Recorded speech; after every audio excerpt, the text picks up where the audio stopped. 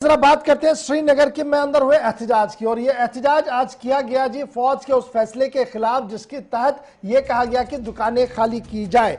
मरकजी वजारत दिफा के खिलाफ एक हुक्मनामे के तहत तकरीबन 25 साल से जो दुकानें चलाई जा रही थी सीबीएसई खरीव के अंदर, उन्हें खाली कराने का नोटिस 2019 में दिया गया था। उसके बाद लगातार वो वहां काम भी कर रहे थे, लेकिन आज उन्हें बाज़ाब्ता तौर पर वहां से बाहर निकाला गया, जिसके बाद आज उन्होंने एहतजाज किया श्रीनगर के अंदर। उन्होंने अपने बच्चों समेत आज श्रीनगर के अंदर एहतजाज किया और अपील की GOC 15 कोर से कि वो इस पूरे मामले में तहकीकात करें, क्योंकि बेरोजगारी जिस तरीके से उन्हें बेरोजगार किया जा रहा है आज 25 साल के वक्फे के बाद, वो सरीह नाइंसाफी है। जबकि मामला पहले ही कोर्ट के अंदर भी है और यानी सब जुडिस मैटर भी है। 2019 में बाज़ाब्ता तौर पर सब एरिया की तरफ से, सब एरिया कमांडर की तरफ से जो है वो नोटिस जारी कर दी गई थी और उसके बाद बाज़ाब्ता तौर पर उन्हें परमिशन दिया गया रिनोवेशन के लिए दुकानों को, और उन्हें रिनोवेट भी दुकानें की। लेकिन अब उनकी दुकानों को सील कर दिया गया है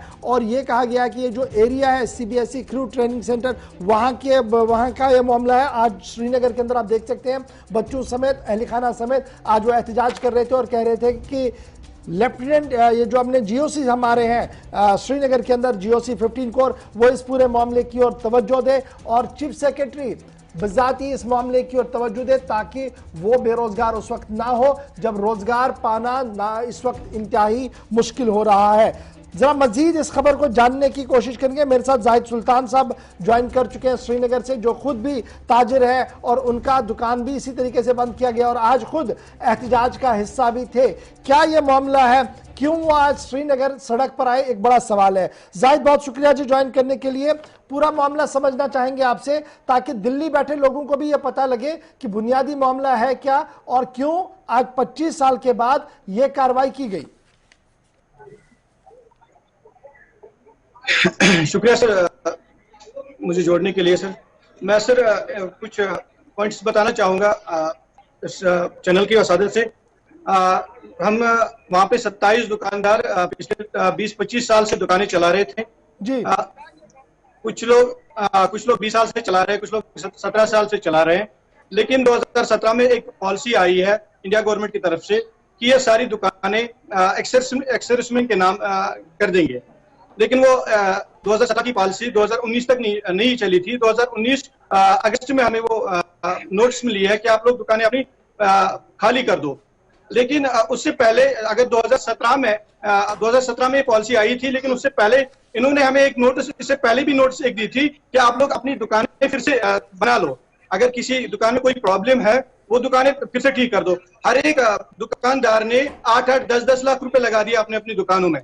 यहाँ पर मेरी बात सुन लीजिएगा। आपका मानना कि पहले नोटिस 2019 में आया कि दुकानों को खाली कीजिए, क्योंकि मरकजी हुकूमत का एक कानून आया है, उस कानून की रूह से अब ये दुकानें आपकी नहीं है, इन दुकानों को देना है जी हमने एक्स सर्विसमैन को। उसके बाद फिर एक नोटिस आया जिसमें यह कहा गया चलिए आप कंटिन्यू कीजिए, ऐसा कोई मामला नहीं है, आप कंटिन्यू कीजिए। यह भी उसी अफसर की तरफ से नोटिस दिया गया। नहीं सर, एक्चुअल में ये पॉलिसी आई थी 2017 में, लेकिन हमें मालूम नहीं था कि ये पॉलिसी 2017 में आई है। इन्होंने ये पॉलिसी 2019 अगस्त में इंप्लीमेंट की है और लेकिन 2016 में इन्होंने हमें बताया कि आप लोग अपनी दुकानें फिर से संभालो, क्योंकि ये दुकानें ठीक ढंग से नहीं है। हर एक बंदे ने 8-8, 10 लाख, किसी ने 12 लाख, किसी ने 14 लाख, बड़े बड़े रेस्टोरेंट है वहां पे, उन्होंने बड़े खूब पैसे लगाए। लेकिन 2019 अगस्त में उन्होंने हमें एक नोटिस दिया, आप लोग 1 तारीख से यहाँ नहीं आएंगे, अपना सामान यहाँ से निकाल दो। लेकिन मसला है जो 20 साल 25 साल से अंदर बैठा है, अपनी दुकानें हमने खुद बनाई, खाली इन्होंने लैंड दिखाई कहाँ पे आप लोग बनाओगे। हम अपनी किराया दे रहे हैं, बिल्कुल अपने 1 तारीख पे हम दे रहे हैं, लेकिन मसला है हमने अपनी दुकानें फिर खुद बनाई है। अब हमारी दुकानों में सामान अंदर पड़ा हुआ है। अब मसला है, मेन मसला है, हमसे दुकानें छीनी गई। हमें जब हम 1 तारीख को अंदर 1 तारीख नवंबर को हम अंदर आए तो इन्होंने हमें गेट से अंदर छोड़ा ही नहीं। फिर 4-5 दिन के बाद इन्होंने हमें और एक नोटिस भेजी, आप लोग अपना सामान निकाले। हमने बोला सर हम कहाँ जाएंगे, 20-25 साल के बाद हम कहाँ जाए। जब हालात खराब थे तब भी हम आप लोगों के साथ में थे, लेकिन अब हम कहाँ जाए। अभी हालात ठीक तो है। इन्होंने बोला कि हमें पॉलिसी एक आई है एक्सर्विसमैन को देने के लिए, लेकिन मैं गवर्नर साहब से एक अपील करना चाहूंगा, GOC साहब से अपील करना चाहूंगा। आप लोगों की बात है कि हम कश्मीर में ना रोजगार खोलेंगे। ये तो अच्छा, मेरे हिसाब से तो जाहिद, ये बिल्कुल उल्टा हो बताइए रहा है। दुकानें जो थी ये कहां पर थी आपकी, ये किस एरिया के अंदर की सर ये दुकानें? 15 CBS क्रू, तहसील पांपोर, डिस्ट्रिक्ट पुलवामा है सर। अच्छा जी, वहां पर ये दुकानें सारी थी। जी जी सर, तो 27 दुकानें अभी अभी भी क्या है। मैं ये मानूं कि आपकी दुकानें बंद हैं और आप दुकानों के अंदर नहीं जा पा रहे हैं, आप माल नहीं निकाल पा रहे हैं, और आज आपकी तरफ से ये भी कहा गया कि ये मैटर जी सब जुडिस था, लेकिन उसके बावजूद भी कार्रवाई की गई। जी सर, जी सर, हमारे दुकानों में हमने अपने ताले लगाए थे, लेकिन वहां पे कुछ लोग ऐसे हैं जो जिनकी वसादत से हमने देखा, और इन्होंने हमें एक दिन बुलाया भी। इन्होंने हमारे दुकानों के ताले तोड़े। अभी चाबियां हमारे पास पड़ी है, हमने दुकानों के अंदर लगाए थे ताले, वो चाबियां हमारे पास है। मैं खुद कल भी गया था वहां पे किसी काम से।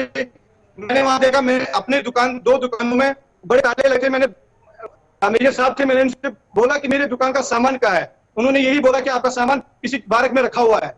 मसला यही है सर, मेरे कम से कम 20-25 लाख का सामान है, वो बैंक से फाइनेंस लिया हुआ है सर। 1.5 साल से अंदर पड़ा है, वो कचरा बन गया होगा, पता नहीं सामान सेफ है कि नहीं है।